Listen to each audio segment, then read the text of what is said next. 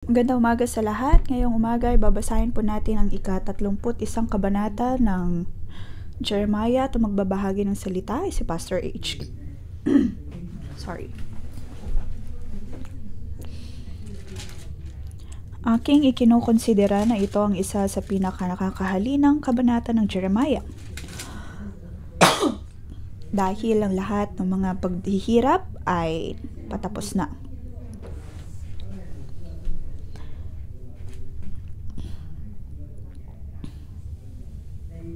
Ito ay maihahalin tulad sa proseso ng panganganak ng isang babae.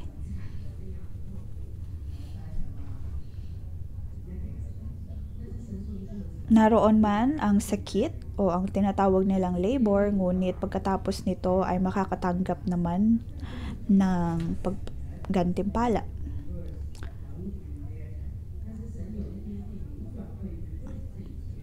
Ang mga taga-Juda ay maaaring makaranas ng paghihirap sa Babylonia, ngunit kaya itong baguhin ng Diyos upang sila ay maging magalak. At sa kabanatang ito ay nakita po natin ang maraming kasiyahan at ang lahat ng mga bansa sa paligid ay nagpupuri din.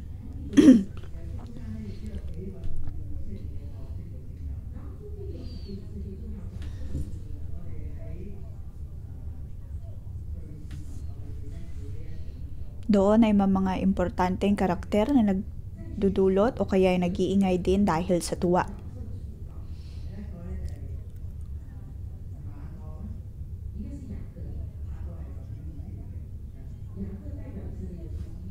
At si Jacob nga ay ang ama ng Israel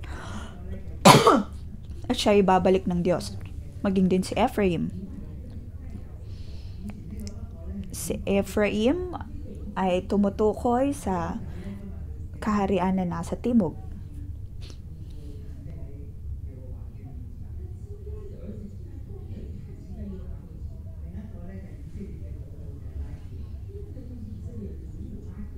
Nabanggit din si Rachel na lola ni Israel.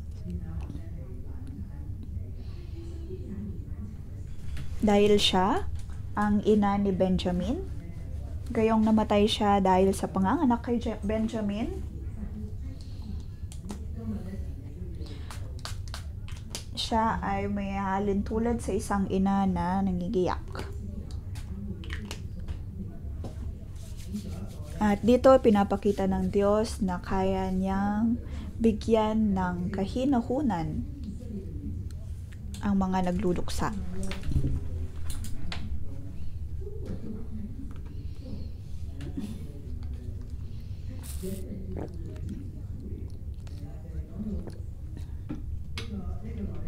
Ang mga taga-Israel ay inahalin tulad sa mga birhen na laging naglilibot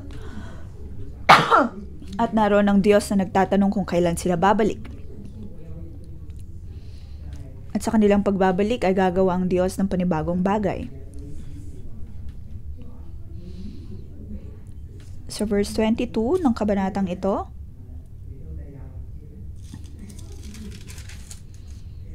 maging din sa verse 26, dito ay makikita natin na ang puso ni Jeremiah ay puno ng kasiyahan. Siya ay natulog at nagising ng maayos. Ang kanyang naging tulog ay maganda.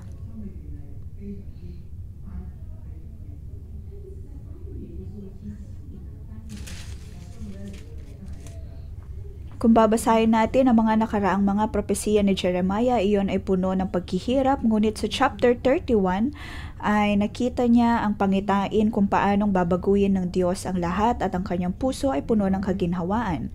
Sinabi niya na siya ay nagkaroon ng magandang panaginip at ang Diyos ay nakapagwika ng magagandang mga bagay.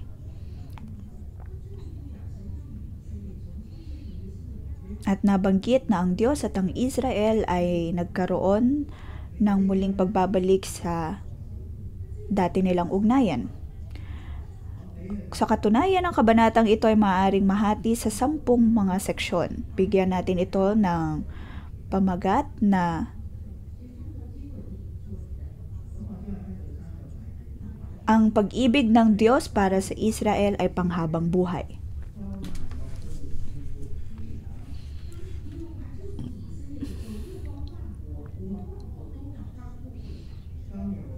Sa pagbibigay ng Diyos ng kaligtasan sa Israel, ang lahat ng mga bansa ay magdiriwang kasama nila.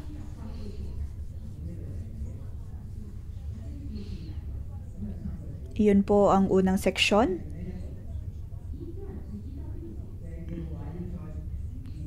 Sa verse 1 to 6, ibabalik ng Diyos ang Israel. Sabi sa verse 1, sa araw na iyon, sabi ni Yahweh, ako'y magiging Diyos ng buong Israel at magiging bayan ko sila. Pagkatapos sa verse 6, sapagkat darating ang araw ng Ephraim, hali kayo, umakyat tayo sa Zion kay Yahweh na ating Diyos.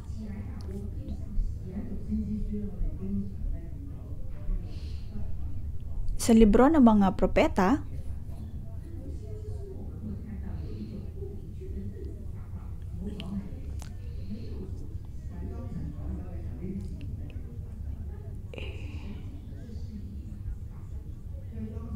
kanilang mapagtatanto na ang mga sinabi ng Diyos ay magkakatotoo, ay nagkatotoo.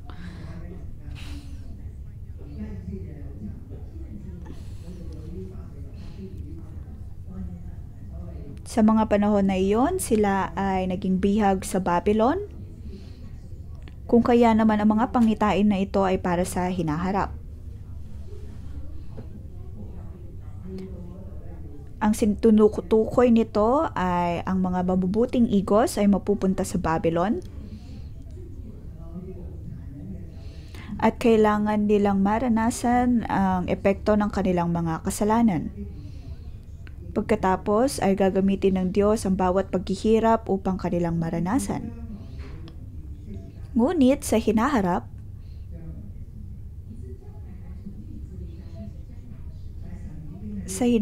sa kanilang pagbabalik sa Israel,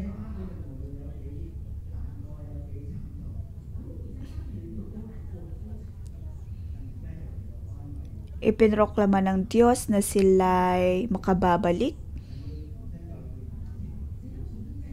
na kahit ano pa man ang kanilang maranasan sa Babylon, naroon pa rin ang kaligtasan ng Diyos.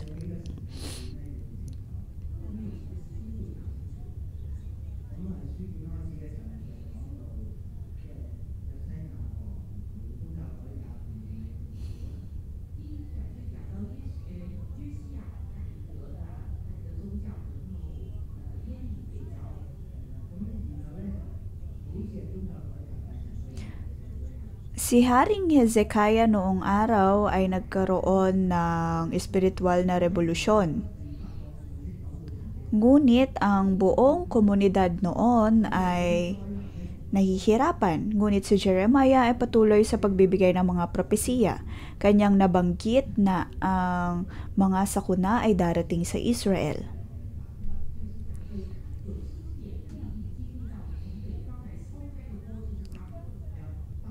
Kung kaya para niyang sinasabi na sa kanyang buhay ay mararanasan ng Israel ang maraming mga sakuna mula sa kabilang kaharian. At ang 59 BC nga ay pinalibutan ng mga hukbo ng Babylon ang Juda. Pagkatapos ay nangusap ang Diyos sa mga taga-Juda na ang mga mabubuting igos ay sasama sa Babylon. At ang kung sino mang mananatili sa Juda tulad ng hari at ng mga tao, sila ay may halintulad sa mga masasamang igos.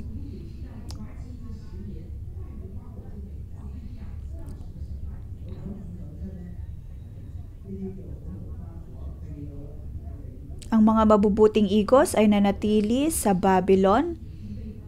Kanilang naranasan ang pagpaparusa ng Diyos.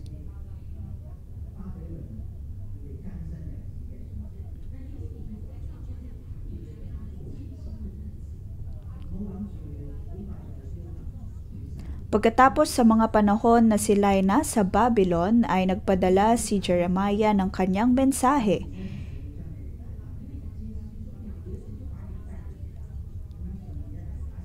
kanyang sinabi kung ilang taon sila mamamalagi doon. Dahil may mga propetang sinungaling na nagsasabi na mananatili lamang sila doon ng 2 taon.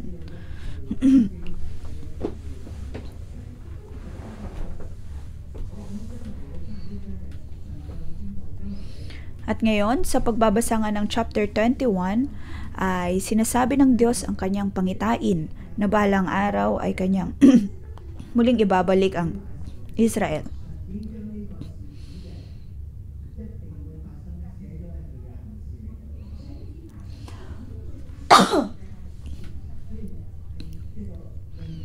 Sinasabi ng Diyos na ang lahat ng ito ay mangyayari at may takdang panahon para sa lahat.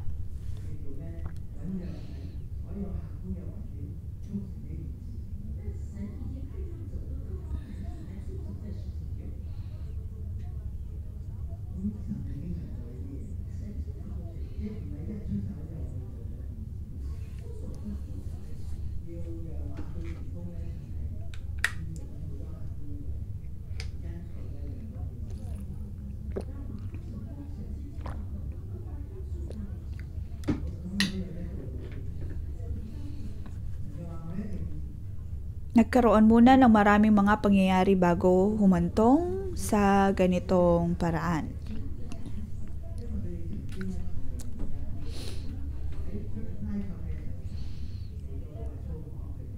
Ang mga taga-Israel mula pa nang habang sila'y nasa ilang, naranasan na nila ang maraming mga paghihirap, ngunit naroon pa rin ang pabor ng Diyos. At sa Babylon nga ay parehong bagay ang kanilang mararanasan na gayong sila'y nahihirapan, naroon pa rin ang pabor ng Diyos. At dito nga sa chapter 21 ay sinasabi na ng Diyos na bibigyan niya sila ng kaginhawaan at ang kanyang pag-ibig ay nasa kanila.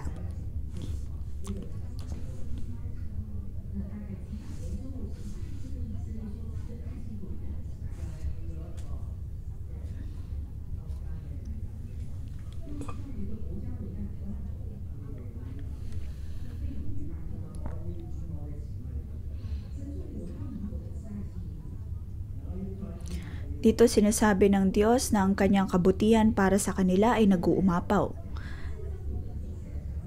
At sila'y muling bubuhayin ng Diyos. Ang kabanatang ito ay napaka-espesyal.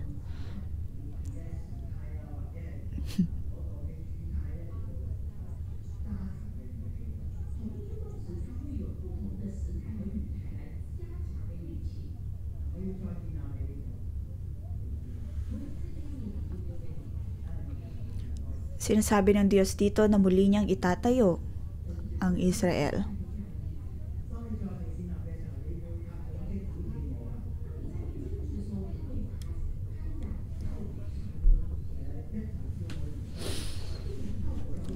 At sa muling pagtatatag ng Diyos sa kanila, sila ay magiging masaya at magkakaroon ng mga pagpupuri.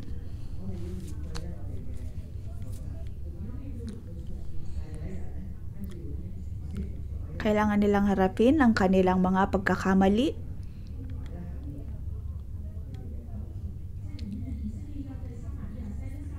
Ngunit sila ay matututo dito at pagdating ng araw ay magdiriwang sa kanilang pagbabago, sa kanilang paglago.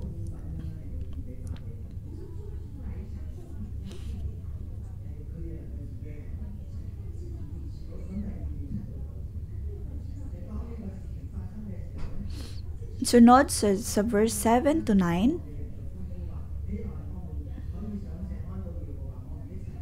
sabi ni Yahweh, umawit kayo sa kagalakan alang-alang kay Jacob, ipagbun ninyo ang pinakadakilang bansa.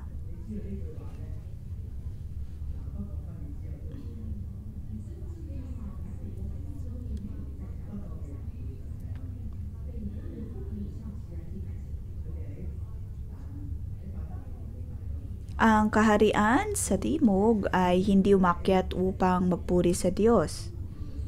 Pagkus sila ay nanatili kung nasan sila upang purihin ang kanilang mga Diyos-Diyosan.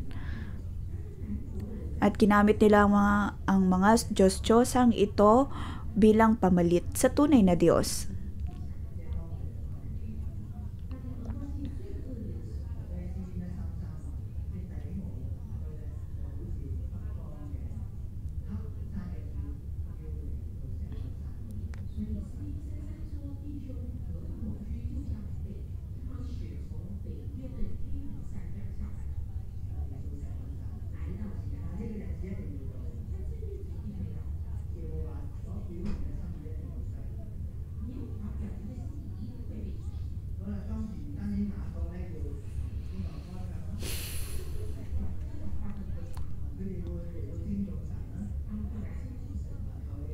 Sa mga panahon na iyon, hindi lamang si Jacob ang magproproklama ng pangalan ng Diyos, kundi siya din ay idadaing upang maisalba ang buong Israel.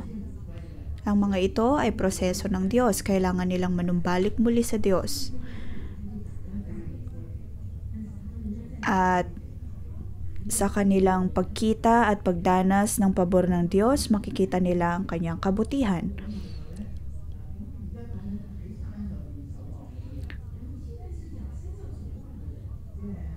Ngayon, sa kabanatang ito, mababasa natin ang mga taong nananalangin sa kabundukan. Ito ay mga taga-Ephraim. Sila ay may mga ubasan. Pagkatapos ay sila pumunta sa Zion upang manalangin. Sila ay nagpupuri at nananalangin. Pagkatapos ay sinasabi sa Diyos at nakatanggap ng salita mula sa Kanya na Kanyang ibabalik ang mga taong iyon.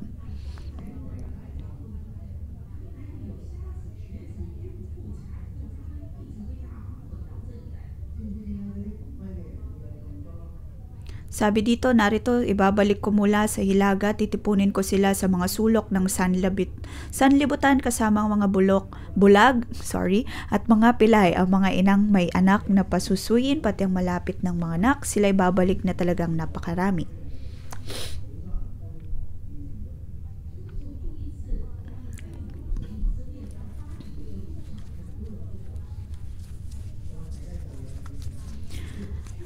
Nabanggit dito na may mga babalik bilang mga bulag at mga pilay dahil sa labis na paghihirap na naranasan nila.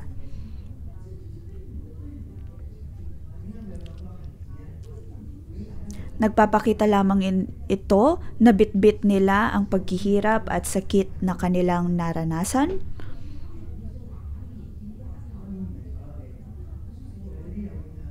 Makikita natin ito sa kung anong nangyari kay Zedekiah nang siya'y dinala sa Babylon at tinanggal ang kanyang mga mata.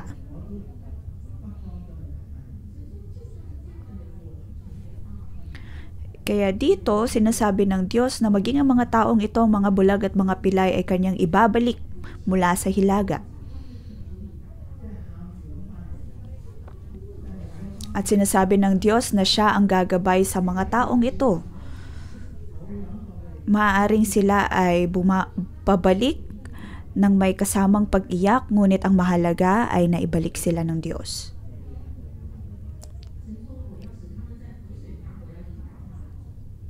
Dadalhin ko sila sa mga bukal ng tubig para raanin sa patag na landas upang hindi sila madapa, sabi sa verse 9.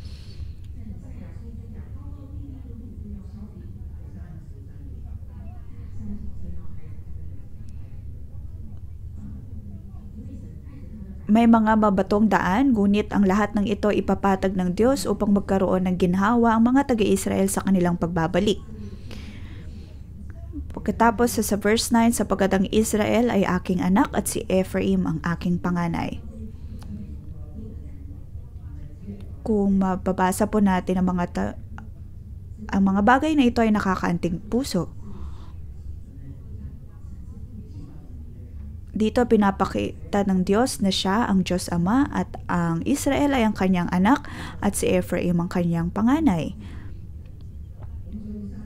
Sa ating pagpapatuloy sa pagbabasa ay higit pa po natin itong mauunawaan na ang lahat ng mga nananalangin ay nagpupuri, na maging ang mga taong pabalik ay umiiyak, ngunit sila ay nagpupuri din. Sa verse 10, mga bansa, pakinggan ninyo ang sabi ni Yahweh at pahayag ninyo sa malalayong lupain. Dahil ang maging ang mga bansang ito ay nagpupuri kasama nila.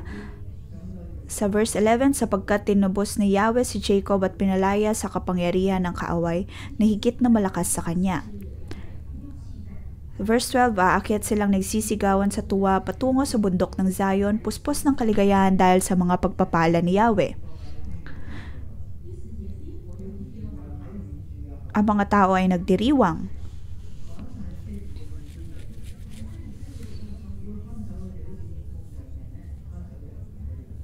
Ang mga Israelita ay nagtitipon kasama ang kanilang mga trigo, bagong alak at langis at maraming bakahan at kawan ng tupa.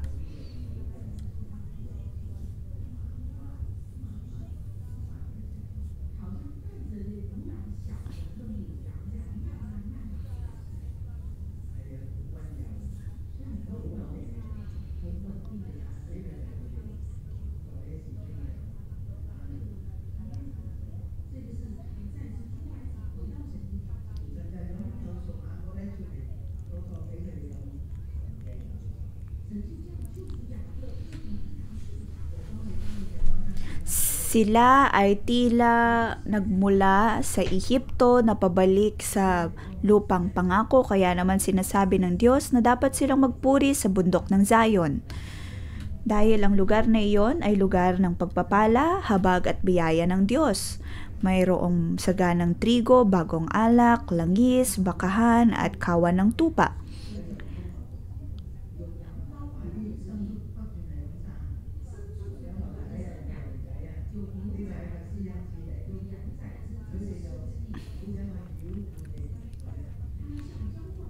Iyon ay tunay na lugar ng biyaya.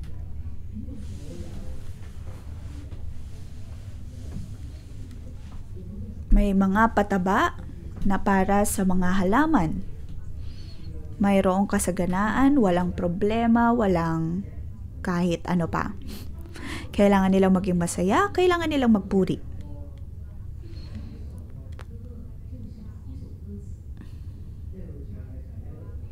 So verse 13, sa kanilang paglalakad, sila ay tumutugtog ng tamborin at ang kanilang pagkabahala ay napalitan ng kasiyahan.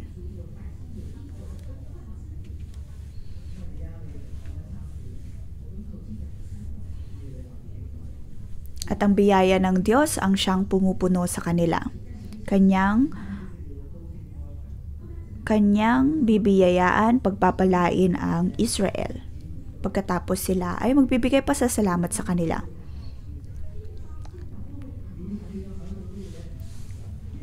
Dahil sa ganang kanilang mga lupain, ang kanilang sakahan, ay makikita din ito ng iba pang mga bansa at pagpupuri kasama nila.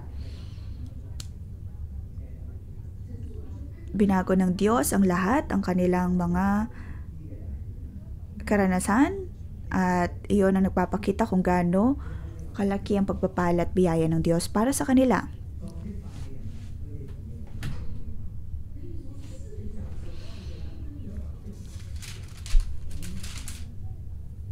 Sa sumunod na section, makikita natin na para bang may 4 na katao na nakikipag-usap sa Diyos.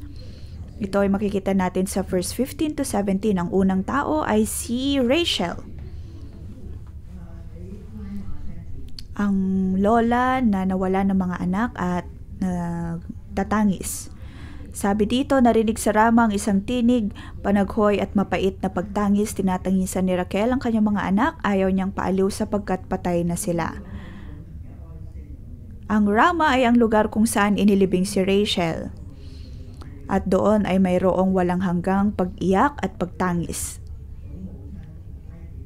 Kung kaya naman kung ang mga tao ay nagtatangis, ang kanilang inaalala ay ang lugar ng Rama at maging si Raquel. Dahil sa kanyang panganganak, siya ay namatay.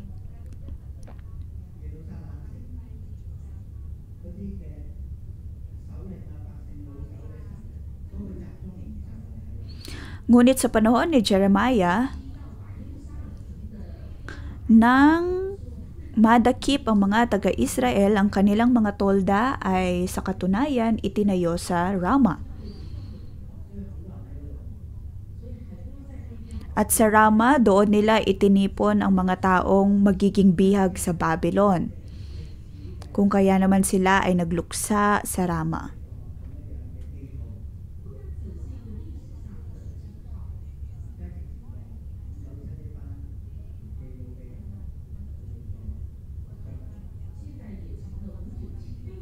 Ang mga taong dinalang bihag sa Babylon ay nagluksa din sa Rama.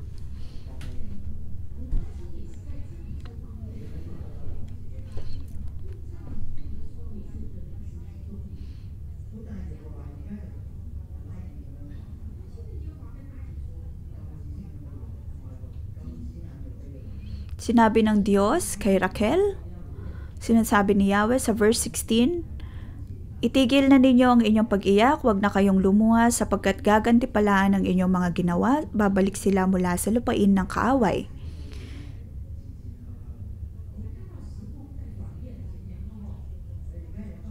Makikita natin dito na ang panahon ay nag-iiba.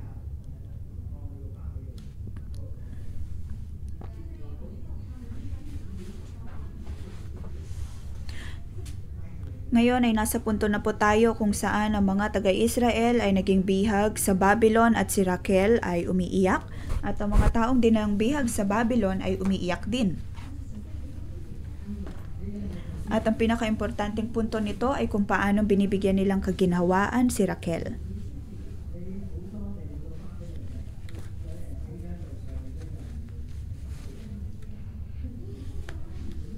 May ilan na maaaring mamatay sa kanilang paglalakbay.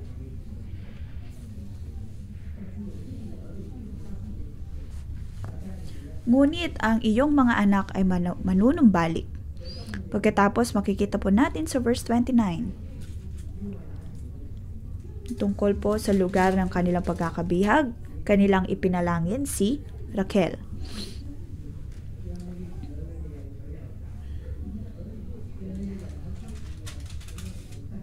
Sila ay muling magkakaroon ng mga lupain, ng mga bahay, ng mga ari-arian, ng mga sakahan.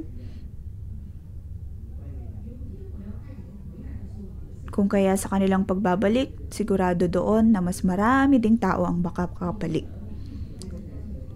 Ang mga anak ni Raquel ay babalik.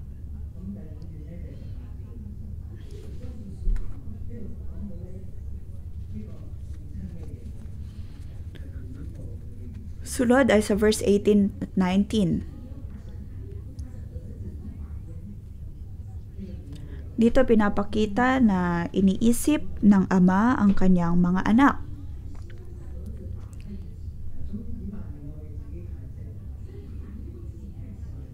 Si Ephraim ay nagtatangis,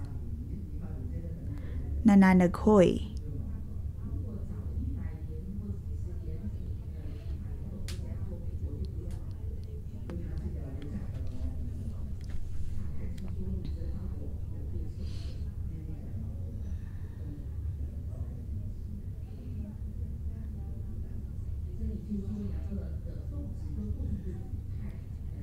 Mayroong dalawang pandiwan na nabanggit dito.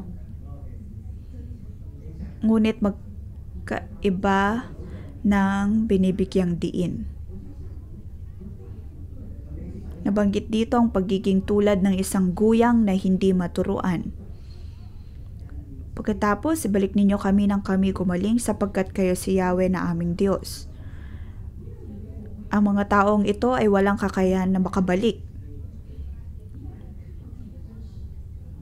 Naunawaan ni Ephraim ang kanyang sarili na siya'y hindi na makabalik at siya'y katulad ng isang guyang na hindi pa maturuan. Ito ay kanyang pag-iyak at pagdaing sa Diyos na sila'y tulungan na makabalik.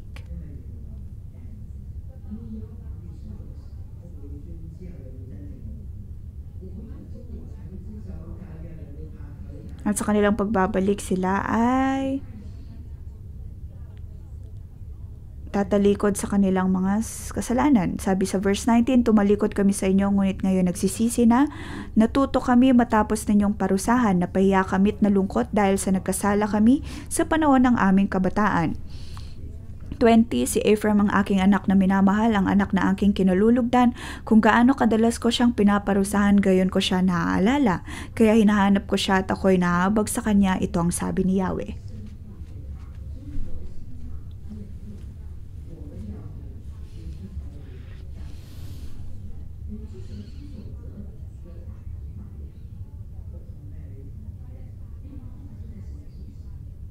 Nagluluksa ang Diyos para kay Ephraim.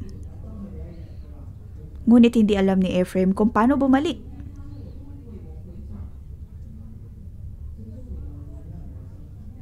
At sa kanyang pagdalikod at pagsisisi, maging ang Diyos ay magkakaroon ng habag sa kanya. Dito maunawaan po natin ang pag-ibig ng Diyos para sa atin.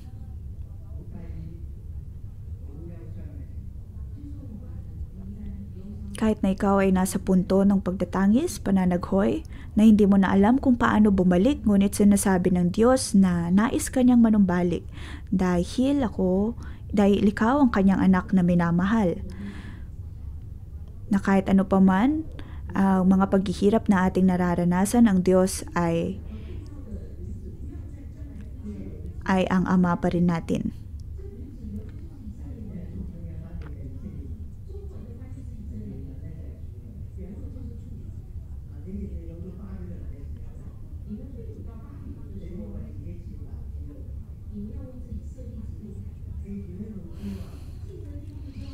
Maglagay ka ng mga batong pananda sa iyong landas, hanapin mo ang daang iyong nilakaran. Sa verse 21, magbalik ka Israel sa mga lungsod na dati mong tinirahan. Sinasabi ng Diyos dito na sila ay makababalik.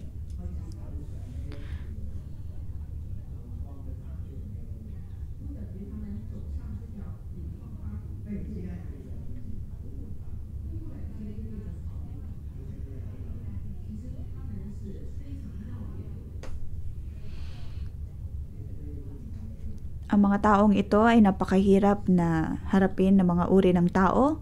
Hindi sila handang makinig, hindi sila handang sumunod, hindi tapat.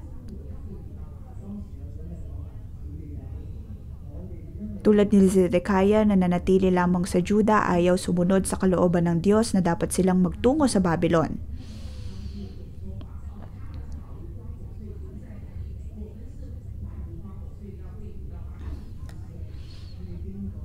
Dahil ang kanilang iniisip, ang mga mabubuting ikos ay mananatili sa Juda habang ang mga masamang ikos naman ay mapupunta sa Babylon, ngunit hindi ganoon ang tinutukoy ng Diyos.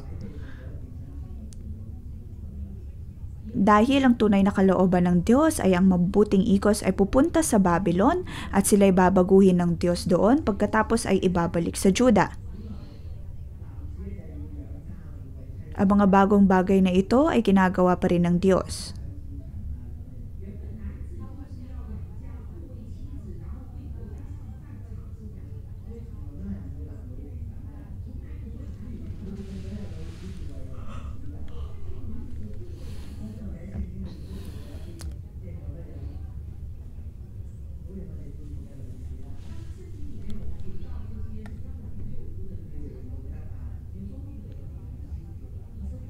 Noong araw, bihira ang mga pagkakataon ng mga babae ang nagliligtas sa mga kalalakihan, ngunit sa maraming pagkakataon din sa Biblia nakita natin katulad ni Ruth, ni Esther, na sila ang ginamit ng Diyos upang iligtas ang kanyang mga tao.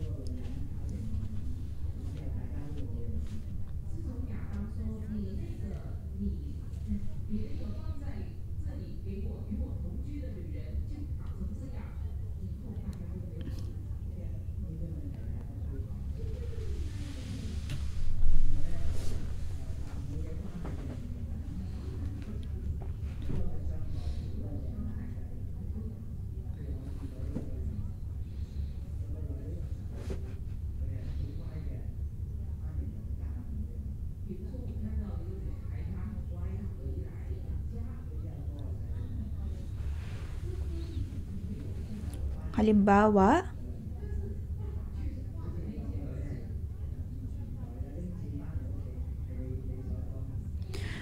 may mga pagkakataon na gayong mga kababaihan ang tumitindig upang makatulong sa iba. Madalas ang nakikita lamang ay ang mga kalalakihan.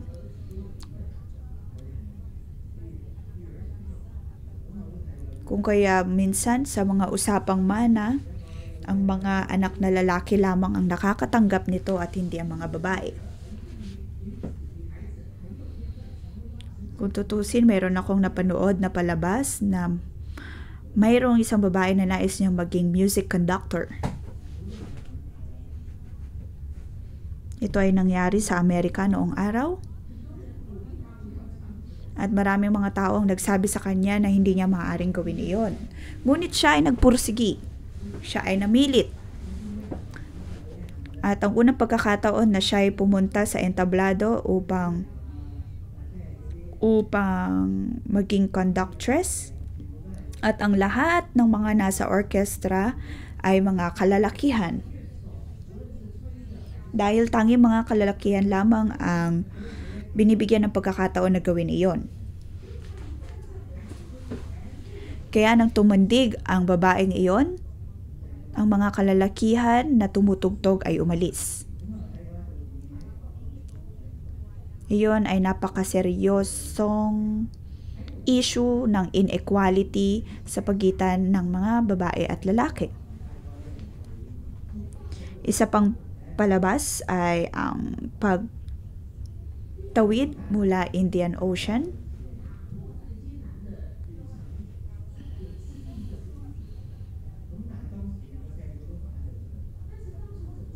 At mayroong isang babae na nakagawa noon sa unang pagkakataon, ngunit ang tao ay hindi natuwa. Ito ay nagpapakita ng inequality. At ito ay patuloy na nangyayari. Ngunit ang Diyos ay gumagawa ng mga panibagong bagay. Tulad ng sa 611, hinahayaan natin na mga kababaihan ay tumindig at magsalita at kanilang tulungan ang kanilang mga asawa na magbago. At sa pamamagitan nga nito ay maaring magbago ang lalaki at sila ay magkakaranas din ng pagbabago sa kanilang pamilya.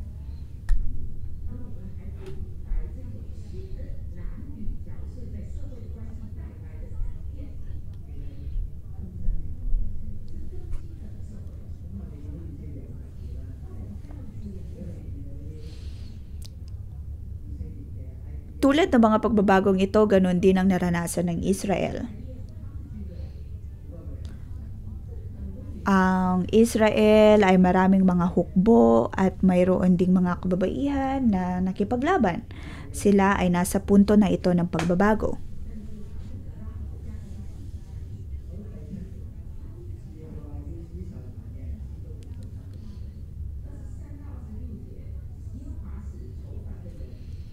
At sa verse 23 to 26,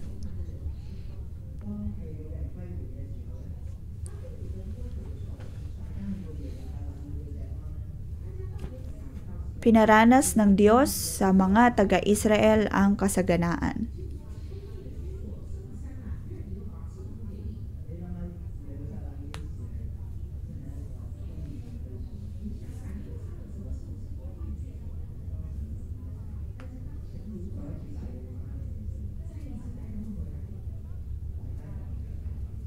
Ibinalik ng Diyos ang mga taga-Israel at kanilang inawit ang mga katagang ito, pagpapalain ni Yahweh ang bundok na banal ng Jerusalem na kanyang tinatahanan.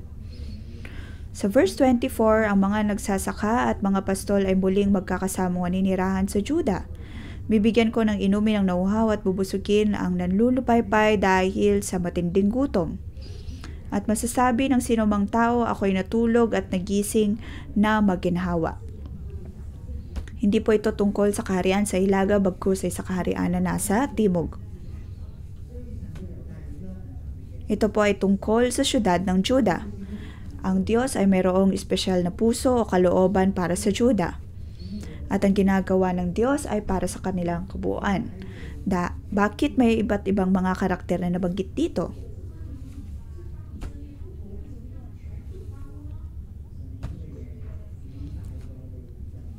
Bakit ang buong bansa ay nagdiriwang?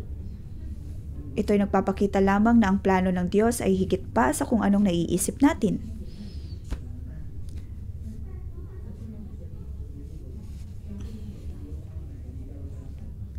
Hindi lamang niya muling ibinalik ang Israel, kundi maging din ang buong Juda.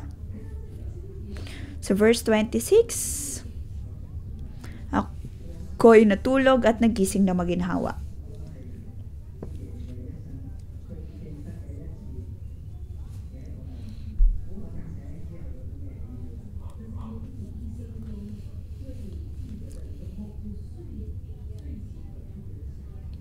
Ito ang isa sa makasaysayang pagtulog ni Jeremiah dahil siya ay nagising ng maginhawa.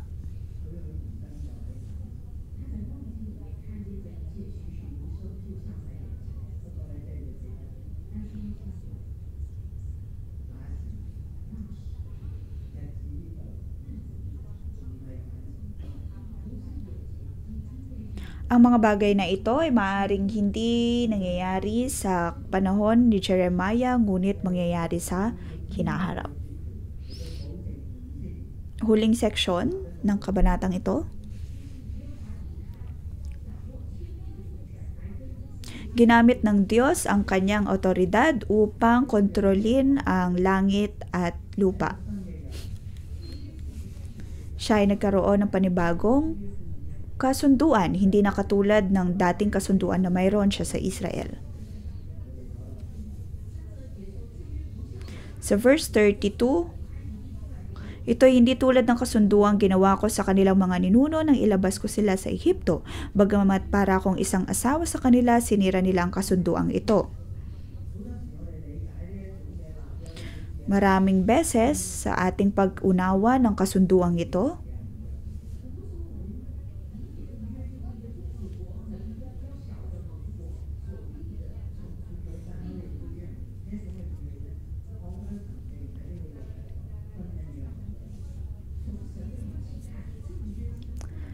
para sa mga tao, ito ay simpleng kasunduan lamang, ngunit para sa Diyos, ito ay tulad ng kasunduang mayroon ng isang mag-asawa.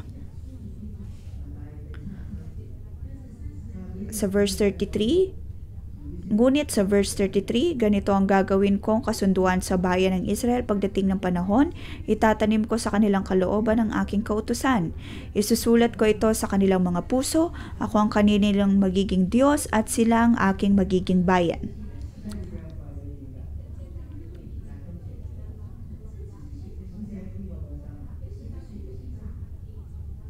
Kaninong puso? Sa puso ng bawat taong manunumbalik sa Diyos.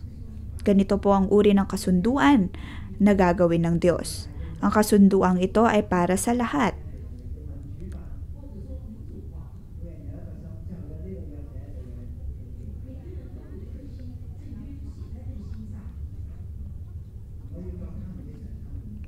Ang bawat pusong mananumbalik ay makakatanggap ng kasunduang ito ng Diyos. Isusulat na siyang magiging Diyos at sila ang kanyang magiging bayan. Sa 34, hindi na nila kailangan turuan ng isa't isa at sabihin, kilalanin mo si Yahweh, sapagkat ako'y magkikilala nilang lahat mula sa pinakaaba hanggang sa pinakadakila, sapagkat patatawarin ko sila sa kanilang kasalanan at kalilimutan ko na ang kanilang kasamaan.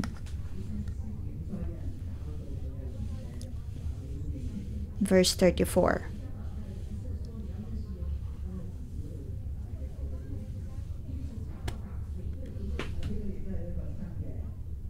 Ang lahat mula sa bata hanggang sa pinakamatanda, kanilang mauunawaan ang kasunduan ng Diyos. Hindi na kailangan ng mga tagapagturo.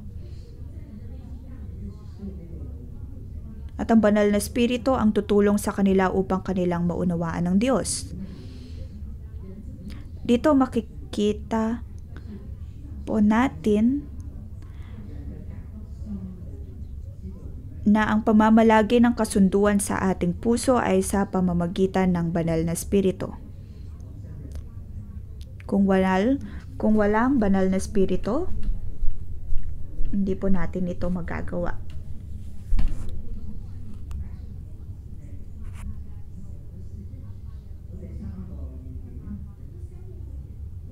Ikatlong punto,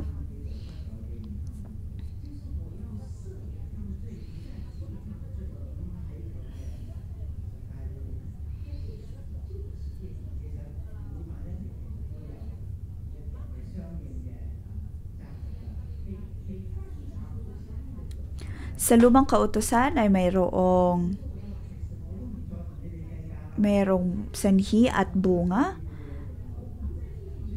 Ngunit dito sinasabi ng Diyos na hindi na niya aalalahanin ang naging kasalanan ng Juda o ng Israel, na kahit pang mga kasalanan na mayroon sila ng kung ilang taon, ang lahat ng ito ay kalilimutan ng Diyos. Dahil mayroon ng panibagong buhay, mayroon ng panibagong puso, at siya ay mamamalagi sa kanilang mga puso.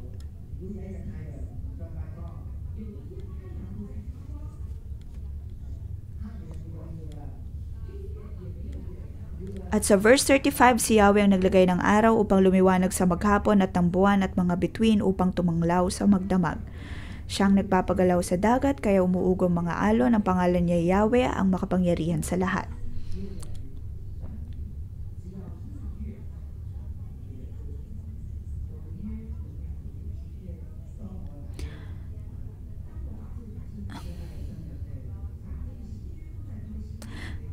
Dito sinasabi ng Diyos na magbago man ang lahat, ang kanyang kasunduan sa kanila ay hindi magbabago.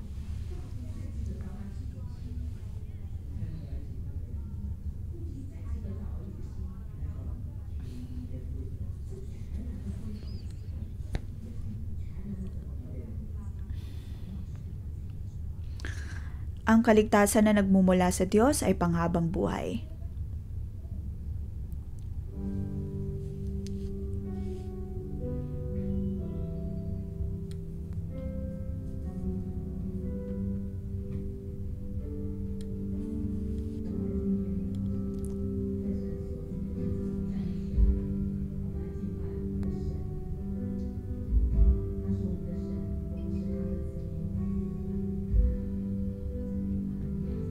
Ang ating Diyos ay ang ating Panginoon at tayo ay ang kanyang mga hinirang na tao.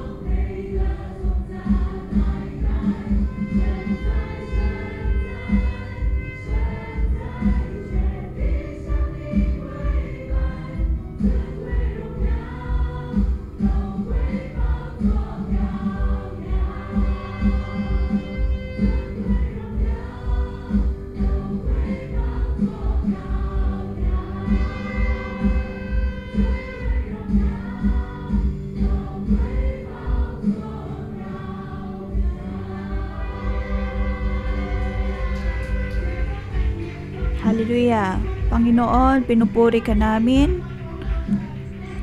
dahil ikaw ang Diyos na naghahari.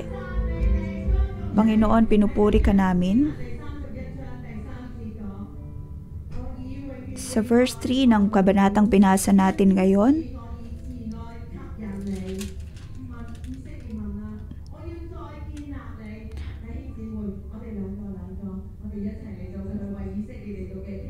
napakita ko sa kanila mula sa malayo, sa simula pa inibig ko na sila, kaya patuloy ako magiging tapat sa kanila. Tayo po ay humanap ng kapareha at atin pong ipanalangin ang Israel. Sinabi ng Diyos na ang kanyang pag-ibig ay panghabang buhay, ay atin pong ipanalangin ang kaligtasan ng Israel.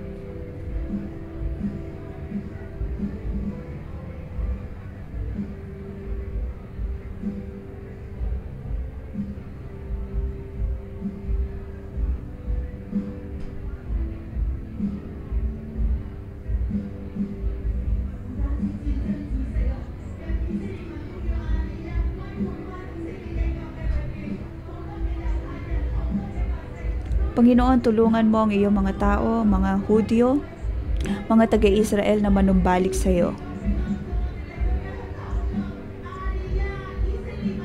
Atin pong ipanalangin ang Israel.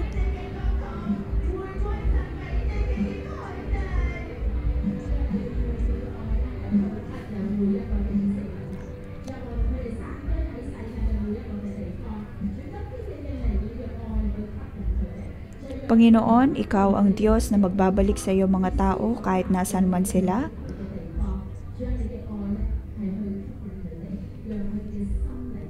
At ang pag-ibig mo ang siyang makapagbabalik sa lahat. Mga kapatid, sa parehong paraan, maaaring may mga bagay sa iyong puso na kailangang may ayos. Atin pong ipanalangin ang ating mga sarili. Sa anong paraan at sa aling ng iyong buhay ang dapat na mabago. Atin pong ipanalangin ang aspeto sa ating mga buhay na kailangang mabago.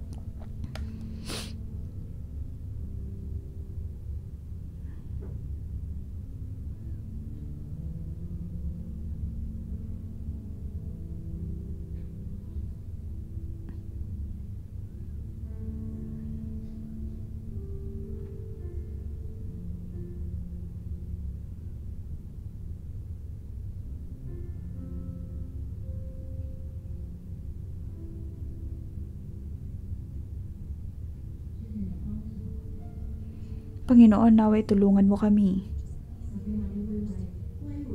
Tulad ng nabanggit sa iyong mga salita ngayong araw,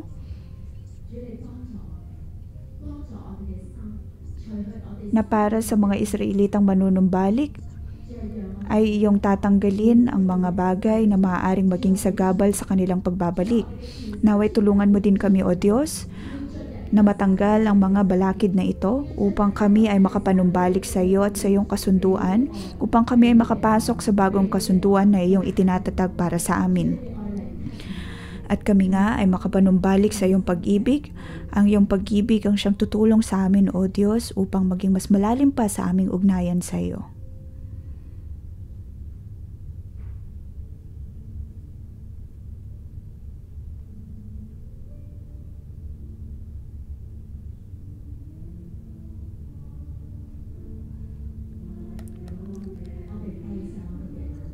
Atin pong ipikit ang ating mga mata.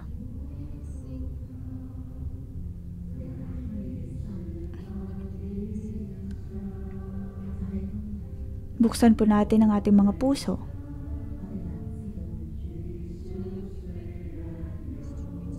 Ngayon ay gumawa po tayo ng desisyon na manumbalik sa Diyos.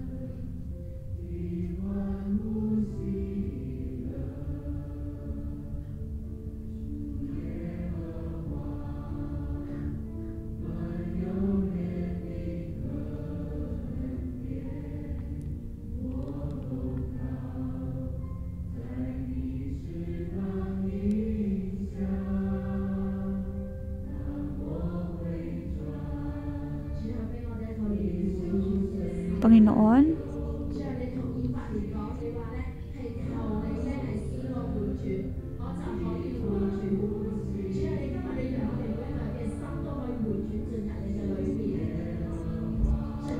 Panginoon, bigyan mo kami ng puso na handang manumbalik sa iyo.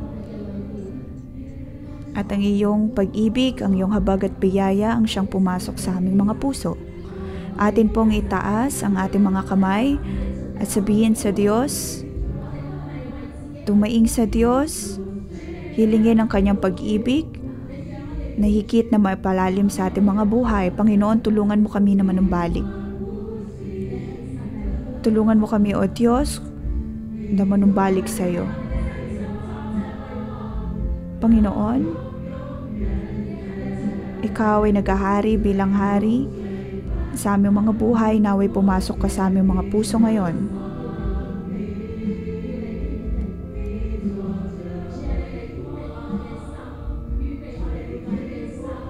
Panginoon, ihanda mo ang aming mga puso.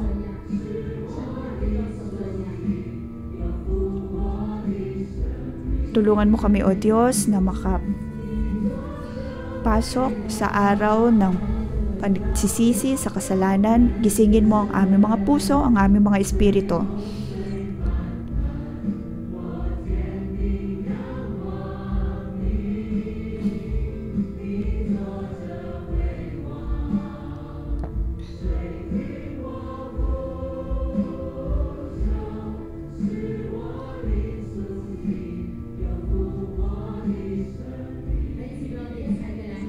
Mga kapatid, atin pong ipanalangin ang ating mga espiritu upang tayo ay magising sa araw na ito ng paghingi ng tawad sa Diyos. Ipanalangin po natin ang pagpapatawad ng Diyos.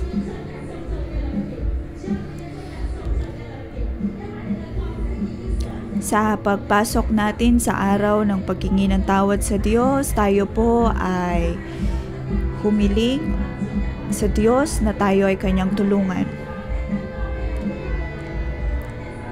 upang ang kanyang habag at biyaya ang siyang mapunta sa ating mga puso at higit na maghari sa ating mga buhay.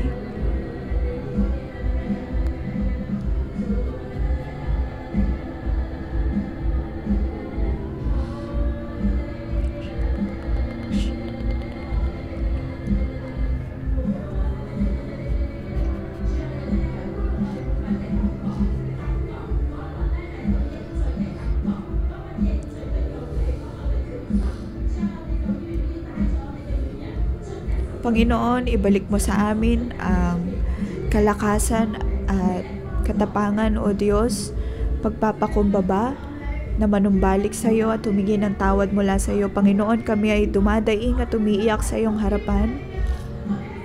Amin pong idinadaing ang iyong habag at biyaya. Hayaan mo, O Diyos, na manumbalik ang aming mga puso sa iyo. At nang matanggal ang lahat ng karumihan sa aming mga puso, ang lahat ng ito ay matatanggal at mapapatawad, malilinis sa tulong mo. Upang makita ka namin, O Diyos, Panginoon, pinupuri ka namin. Hindi lang po natin ipapanalangin ang ating mga sarili. Ang araw na ito ay napakahalagang araw dahil ang Bible School at ang mga co-workers ay papasok sa araw ng paghingi ng tawad sa Diyos. Para sa ating mga kapatirang babae, atin pong ipanalangin ang ating mga Bible School student. Bible School student at mga co-workers, at maging sa Friday night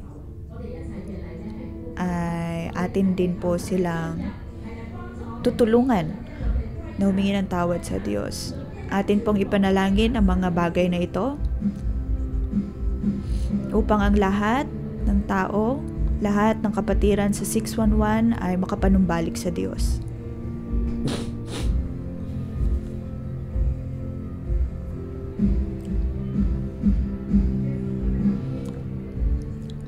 Panginoon, kami ay dumudulog sa iyong presensya. Panginoon, kami ay dumudulog sa iyo. At amin pong ipinapanalangin ang paghingi ng tawad ng mga co-workers, ng mga Bible School student, kahit sa mga Friday night co-workers. Panginoon, nakikita namin ang kahinaan, nakikita namin ang mga aspeto sa aming buhay na kailangang mabago. Hindi lamang mga taga-Israel ang dapat na manumbalik, maging kami ay kailangan manumbalik sa iyo. Panginoon, bigyan mo kami ng espiritu at ng puso na handang magsisi sa aming mga kasalanan. Ito ang araw, O Diyos, na magkakaroon kami ng tunay na kalayaan mula sa pagsisisi sa aming mga kasalanan. Mga kapatid, sa ating pagbabalik sa Diyos, sinabi sa kabanatang binasa natin ngayong umaga sa verse 33, ganito ang gagawin kong kasunduan sa bayan ng Israel pagdating ng panahon, itatanim ko sa kanilang kalooban ang aking kautusan. Isusulat ko ito sa kanilang mga puso. Ako ang kanilang magiging Diyos at sila ang aking magiging bayan.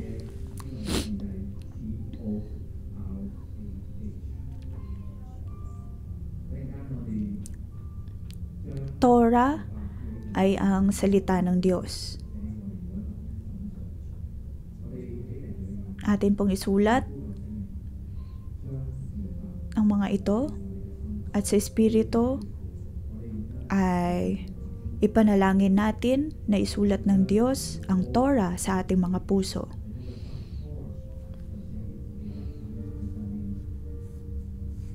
Atin pong isulat ang salita ng Diyos sa ating mga puso. Naway isulat din ng banal na Espiritu ang bawat pangungusap ng kanyang mga salita sa ating mga puso.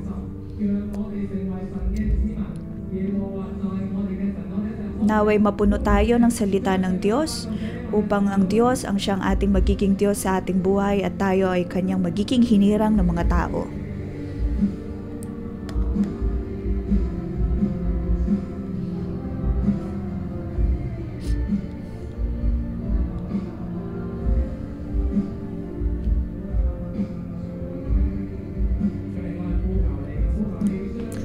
Panginoon, kami ay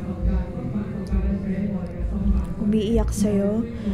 Naway, isulat mo ang iyong mga salita sa aming mga puso. At amin pong dinedeklara, O Diyos, na ikaw lamang ang Diyos na lumikha sa amin at siyang nagmamahal sa amin. Kami ay handa na sumunod sa iyo. Kami ay handa na mamuhay para sa iyo. Handa kami, O Diyos, na manumbalik sa iyo. At sa araw nga ito, ng pagsisisi sa aming mga kasalanan, kami ay narito na nanunumbalik sa iyo.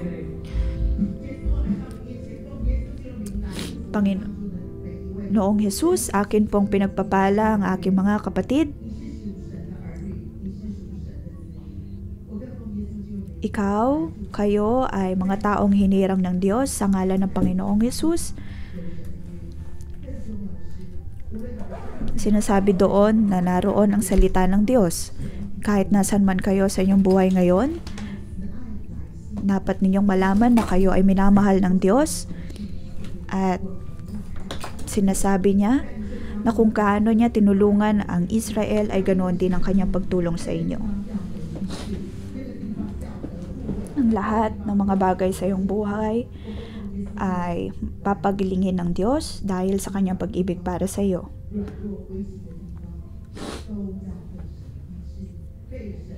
Ang lahat ng kalungkutan at kapaguran ay tatanggalin ng Diyos. Sa ngalan ng Panginoong Jesus ay pinagpapala ko kayo. Bawat gabi kayo ay makakatulog ng maginhawa dahil naroon ang pag-ibig ng Diyos. Maging ang insomnia, ang kahirapan sa pagtulog ay mawawala sa inyo. Sa iyong pagbabalik sa Diyos, ang Diyos ang siyang yayakap sa iyo. Kayo ay muling tutulungan ng Diyos at kayo ay kanyang pagpapalain. Kayo ay kanyang pagpapalain. at kayo ay magkakaroon ng kasaganaan sa ngalan ng Panginoong Hesus. Pinagpapala ko kayo. Amen. Dito po nagtatapos ang ating pangumagang debosyon. Magandang umaga.